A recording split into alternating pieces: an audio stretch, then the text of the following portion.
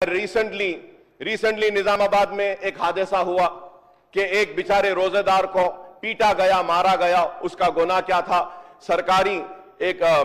سرکاری کاغذات تھی، گورنمنٹ امپلائی ہے، وہ گیروا رنگ کے کپڑے میں لے جا رہا تھا، اس کو مارا گیا، پیٹا گیا۔ سر ہم نفرت نہیں چاہتے، ہم ڈیویژن نہیں چاہتے، ہم چاہتے ہیں کہ یہاں پہ محبت ہو، گنگا جمنی تہذیب ہو، ہندو مسلمان سے محبت کرے۔ لیکن آج صرف نفرت کی بنیاد پہ بانٹا جا رہا ہے۔ سر آلر انکاؤنٹر کس طریقے سے مار دیا گیا؟ پولیس کی کسٹڈی میں مار دیا گیا۔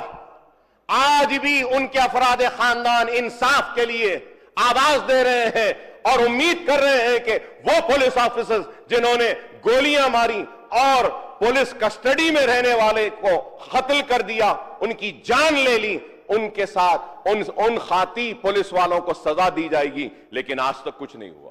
سر آن آور ڈیمانڈ پروٹیکشن آف وقف property, sir CBCID inquiry was ordered, sir.